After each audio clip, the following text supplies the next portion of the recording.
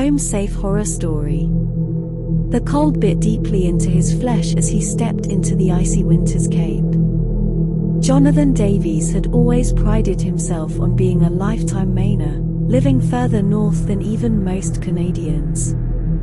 After 43 years spent braving the brutal Maine winters, he had concluded that there was indeed ice in his veins. That when your average person would freeze to death, he would continue on quite comfortably.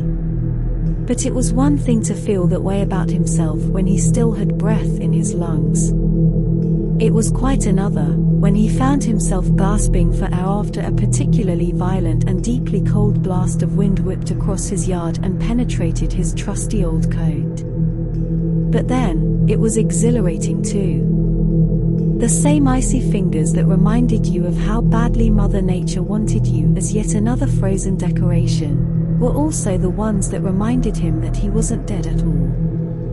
The mental fog that always set in after working for hours on his laptop inside his warm, comfortable house was suddenly and unceremoniously stripped away. Here he was alive. The pillowy white brightness of his backyard and surrounding forest was stunningly beautiful. He had never grown tired of the sight. The raw beauty of snow-covered nature was always appreciated much more vividly when it was combined with the sensation of cold that always brought his mind into sharp focus. As the heavy wooden back door swung shut behind him, the vibrations from the solid slam traveled up the old oak tree that was the centerpiece of Jonathan's backyard. The huge, thick icicles swayed on their branches for a moment. He knew he needed to trim off some of the larger icicles eventually, but there was no time for that now. His wife Sarah had taken their twin girls into Allagash for the day, the nearest town, leaving him to his own devices for the whole Saturday. And he wasn't planning on wasting it. Ice fishing had always been one of Jonathan's favorite pastimes. It allowed him to experience everything he loved about the Maine winters, along with the hopeful promise of a delicious fish dinner that night. Or at least a nice hot pizza if he failed, as a reward for trying. With a wife and 2 kids, on top of 40 hours a week at the steel mill, there just wasn't nearly enough time in his life for an entire day spent escaping into winter's beauty. The satisfying soft crunch of fresh powder under his big black waterproof boots made the faintest echo through the yard, as he made his way to the high, chain-link fence and accompanying gate on the far side. The advantages to living nearly off-grid in rural Maine were almost too numerous to count as far as he was concerned, but the more isolated and peaceful life it provided also came with its share of unique dangers. One of those included large predators, like wolves and bears. Even though they are supposed to hibernate during the winter, Jonathan knew from experience that bears will still sometimes wake up and forage for food, and after several months of not eating, they'll settle for absolutely anything with meat on its bones. And wolves were even more of a danger, running in packs and without the long winter sleep that usually keeps bears away. Even if Jonathan didn't have 2 young girls and a wife to protect at home, putting up a large, sturdy chain-link fence all around the backyard would have been a good idea. The stout fence would easily hold off all but the most determined of predators, and even a rampaging grizzly would have to work for quite a while to break through, giving anyone in the backyard ample opportunity to run inside. He double-checked the .357 Magnum revolver he kept strapped to his hip underneath his coat, feeling the leather strap on top of the holster keeping it in place. If he was ever leaving the safety of his home, he brought it. It was just common sense. 99 out of 100 times he knew predators would avoid him, as all animals have an inbuilt fear of humans. But it was for that 100th time he kept the gun with him. In the extremely unusual but not impossible situation where he was in a life or death situation, the weapon he carried would make sure he would not end up as another missing person statistic. To Jonathan, it was just like wearing a seatbelt. There were 2 latches on the big black chain-link gate, keeping it firmly tethered in place. Neither were locks but simply metal fixtures that could be raised to allow the gate to open. On the tiny chance any predators accidentally flipped one of the latches up, the other latch would ensure the gate stayed closed. Jonathan quickly flipped both latches up and left his fortified backyard, stepping into the open field beyond. The field extended for about half a mile before hitting the tree line of the thick forest. As he had done many times before, he held his fishing pole in his right hand and the tackle box in his left as he crossed the field and neared the woods, a path between the heavily snow-laden trees slowly becoming apparent. This path took him through the woods for about 1.5 miles, to a small pond in a clearing in the woods. Small birds chirped and flitted through the trees as he walked, sometimes dropping a mini blizzard on his head as they left their snow-covered branches. The pond itself wasn't very big, but the water was deep. Deep enough that the fish could live comfortably underneath the thick layer of ice on the surface. The soft crunching noise of snow under his boots abruptly changed to the dull thuds of footsteps on solid ice as he stepped out onto the pond. Reaching the center of the pond, he sat down on the ice, lowering his pole and tackle box as he did so.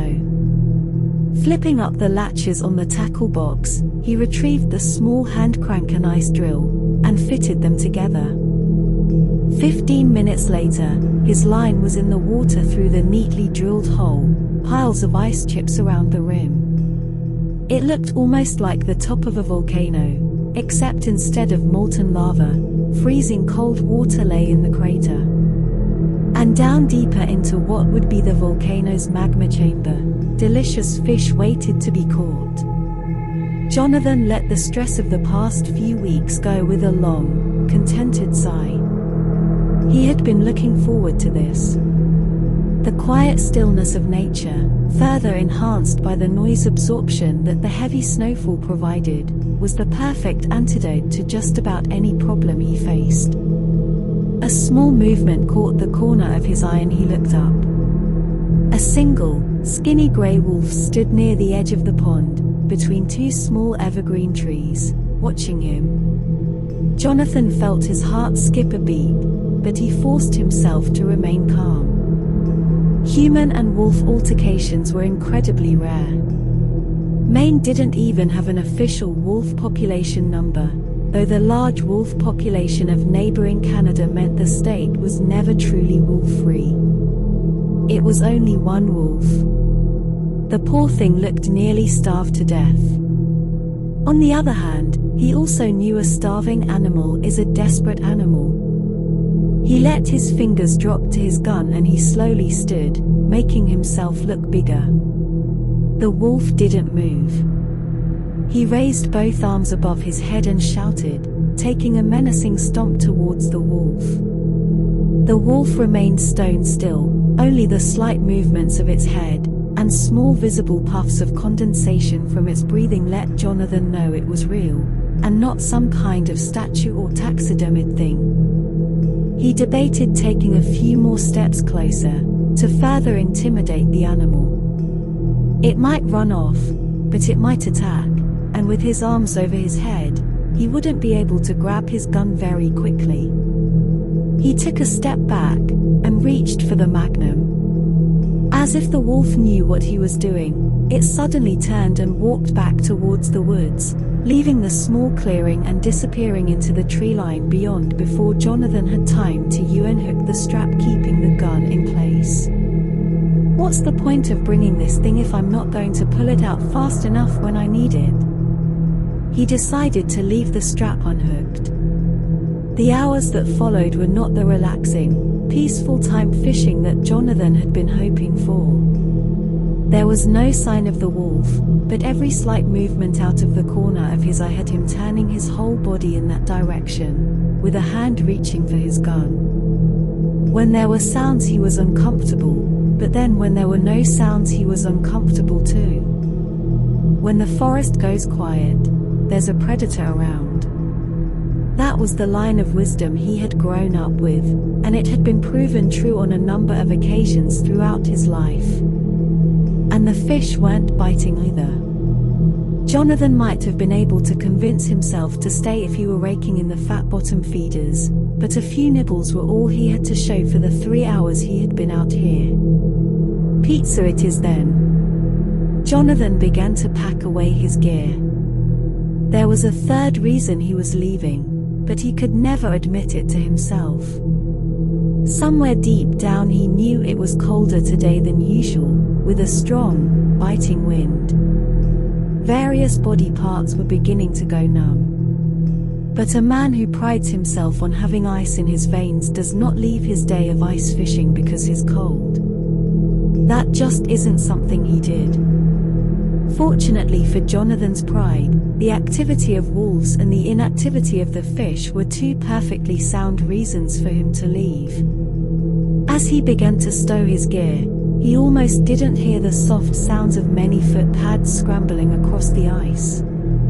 His head jerked up in time to see 8 bone-thin timber wolves charging across the ice towards him. Once they saw that he had seen them, they gave up all attempts at stealth and ran at him full speed, their mouths drawn back in fierce snarls. Jonathan surprised himself by reacting instantly. As he had been doing throughout the day, his hand dropped to his holster and pulled out his magnum. He hadn't been wearing gloves during his ice fishing, because it's much harder to operate a gun when your hands are covered in thick material. He wanted to be ready, be fast, if he needed to reach for his gun. But after 3 hours in freezing temperatures, his fingers had gone numb. And when he pulled the heavy pistol out from its holster, it slipped from his clumsy fingers, skidded across the glaze at his feet, and fell straight into the hole in the ice. He stared stupidly at the rippling water inside the hole for a moment, unable to fully process what had just happened. And then he started to run, straight towards the wolves. Normally that would be suicide, but this situation called for a change in tactics, and there were two things that came to mind the instant he knew his gun could no longer protect him. 1. He could not outrun the wolves. Turning to run away from them would result in them catching him in mere moments. But running towards them may confuse and intimidate them just long enough for him to find some kind of advantage. 2. He understood how to move on the ice without slipping a lot better than they would. Sure enough, as he charged the wolves, the main one he headed for leapt to the side, and slipped. Its momentum kept it going, straight into the snow bank against the edge of the pond. The others tried to turn the direction they were running instantly, and they too found their own momentum on the slick ice continued to carry them towards Jonathan's original position, despite what their frantically scrambling feet tried to do about it. In just a few seconds, the wolves had slid to one side of the pond, while Jonathan had continued forward to the other side. It wasn't much, but it gave Jonathan a head start, and bought him a few more precious minutes of life. The snarling, agitated pile of wolves against the pond's snow-coated shore were untangling themselves, some heading straight back across the ice towards Jonathan, others abandoning the pond's surface entirely and running on solid ground around the rim of the tiny lake. Jonathan ran through the snow as fast as he possibly could in his thick winter gear. He managed to get back on the path towards his home, where the snow was shallower. But the pitiful increase in speed was almost nothing compared to the run of the wolves, who would overtake him in a matter of seconds. A low-hanging branch on an old oak tree near the path was suddenly bearing Jonathan's full body weight as he leapt upward, managing to get one arm completely around the limb. He kicked and swung his feet wildly, trying to swing them up onto the tree with him. And then the wolf in the lead caught him, burying his teeth in Jonathan's leg. He felt himself cry out in pain, and his body seemed to lose the strength needed to hold himself onto the branch. He realized the wolf was hanging onto him by its jaws, weighing him down. He clung desperately to the branch, but he felt himself slipping.